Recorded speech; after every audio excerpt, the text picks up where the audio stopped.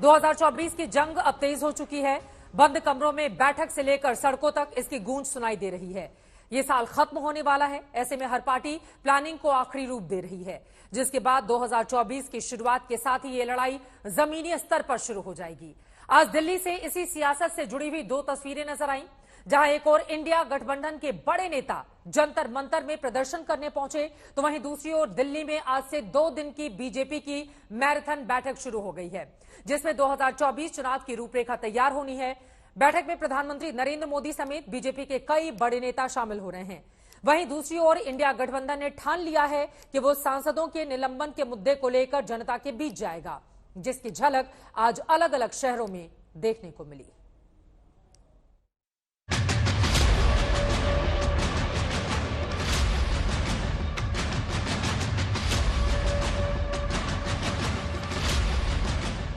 ये 2024 की जंग है,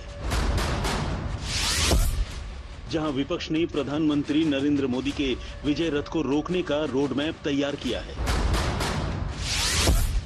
तो वहीं बीजेपी इस बार जीत के पिछले सारे रिकॉर्ड तोड़ने की प्लानिंग कर रही है। संसद सुरक्षा और सांसदों के निलंबन का मुद्दा बनाकर एक और जहां इंडिया गठबंधन सड़कों पर उतर आया है, तो वहीं बीजेपी की 2 दिन तक चलने वाली मैराथन बैठक शुरू हो चुकी है, जिसमें 2024 फतह की रूपरेखा तय की जानी है।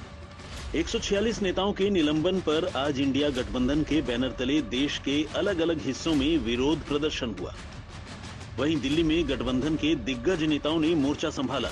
राहुल गांधी ने बीजेपी की देशभक्ति पर सवाल खड़े कर दिए। जंप करते हुए हम सब ने देखा, अंदर आए, थोड़ा धुआं फैलाया,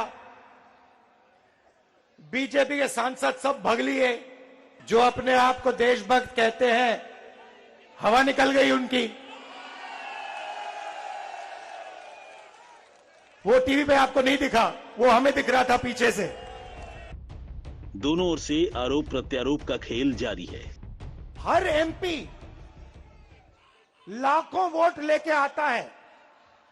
आपने सिर्फ 150 लोगों का अपमान नहीं किया, आपने हिंदुस्तान की 60% जनता का मुंह बंद किया है।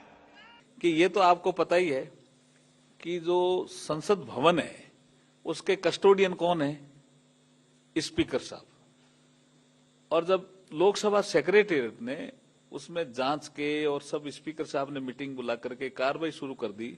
जो आप जिक्र कर रहे हो वो एक जानकारी का था, बाकी काम उस समय भी स्पीकर साहब ने किया था।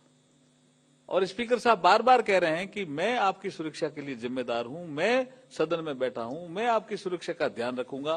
तो उनको विश्वास नहीं होना चाहिए क्या स्पीकर साहब की बात पे? इसका मतलब जानबूझ के, जैसे हमारे प्रहलाद जोशी जी ने कहा, जानबूझ करके वो जो हारे हैं चुनाव उसका बदला लेने के लिए कोई तरीका ढूंढ रहे थे, उनको अवसर मिल गया।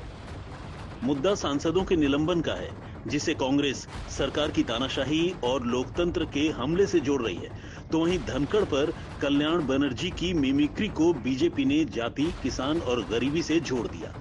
जाट समुदाय से आते हैं, शायद इसीलिए कांग्रेस वालों ने उनका मजाक उड़ाया, नौटंकी की, और फिर राहुल गांधी जी ने उसको वीडियो बनाकर पूरे देश के सामने दिखाने का काम एक तरह से हुआ है। आप जात पात की बात अंदर करते हो और जात पात पे चलने की बात करते हो। अगर आपकी हालत यही है तो मेरे जैसे दलित की हालत क्या होगी? साफ है, 2024 लोकसभा चुनाव को लेकर मुद्दे तैयार हो रहे हैं। विपक्ष जहां एकजुट होकर आगे की रणनीति तय कर रहा है, तो वहीं बीजेपी ने अपनी प्लानिंग को जमीन पर उतारने की कवायद तेज कर दी है। आज बीजेपी की 2 दिन की मैराथन बैठक शुरू हो गई, जिसमें 2024 की प्लानिंग पर जोर दिया जा रहा है। इसी बीच बीजेपी ने 2024 को लेकर खाका तैयार करना शुरू कर दिया है। खबरों की माने तो लोकसभा के चुनाव प्रचार की कमान हमेशा की तरह इस बार भी पीएम मोदी ही संभालेंगे। पीएम मोदी हर राज्य में कम से कम 2 से 3 दिन जाएंगे। इस दौरान जनसभा के अलावा सरकारी योजनाओं का तोहफा भी दिया जाएगा। बीजेपी ने कमजोर सीटों को लेकर भी प्लान तैयार किया है।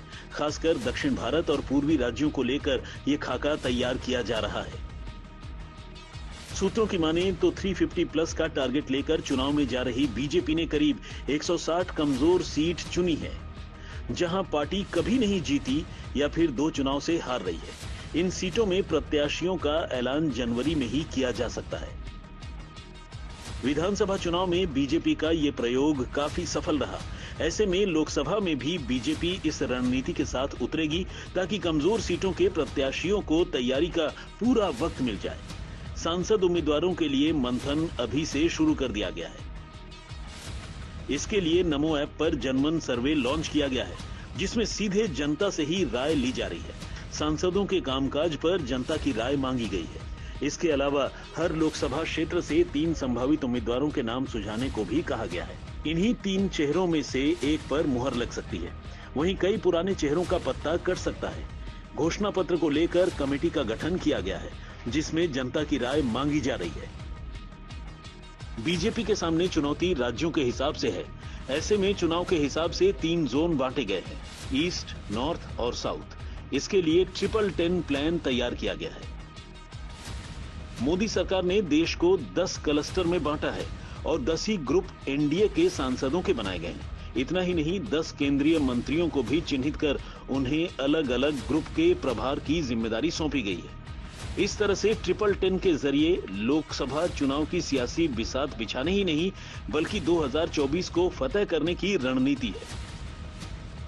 बहरहाल 2023 लोकसभा चुनाव की प्लानिंग के साथ खत्म होता नजर आ रहा है, तो वहीं 2024 में ये लड़ाई सड़कों पर नजर आने लगेगी, जहां इंडिया गठबंधन के सामने चुनौती मोदी के विजय रथ को रोकने की है। अभिषेक आनंद, ऐश्वर्या पालीवाल, सुशांत मेहरा के साथ हिमांशु मिश्रा, दिल्ली, आज तक।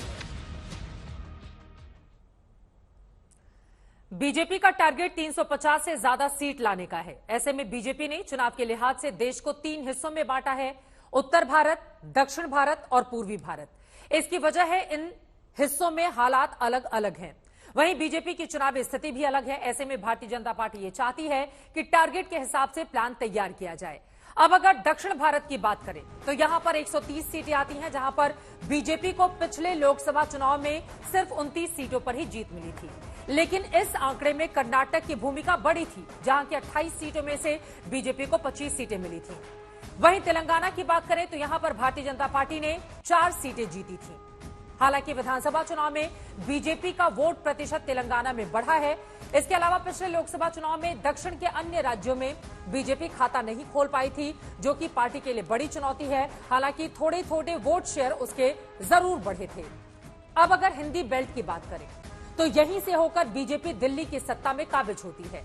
हिंदी बेल्ट से करीब 225 सीटों में बीजेपी ने पिछले लोकसभा चुनाव में 177 सीटें हासिल की थी और यहां पर उत्तर प्रदेश की सबसे बड़ी भूमिका, जहां की 80 लोकसभा सीटें हैं, यहां पर 62 सीटों पर भारतीय जनता पार्टी को जीत मिली थी।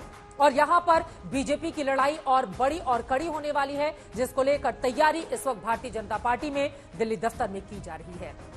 दक्षिण उत्तर के अलावा अगर पूर्वी भारत की बात करें, यहां के बड़े राज्यों की, तो बंगाल सबसे ज्यादा अहम हो जाती है, जहां पर पिछले चुनाव में 42 सीटों में से 18 पर भारतीय जनता पार्टी ने जीतकर सबको चौंका दिया था, क्योंकि विधानसभा चुनाव में उसके पहले 2016 में सिर्फ 3 सीटों पर उसको जीत मिली थी। लेकिन लोकसभा आते आते ये आंकड़ा 18 लोकसभा में तब्दील हो जाता है।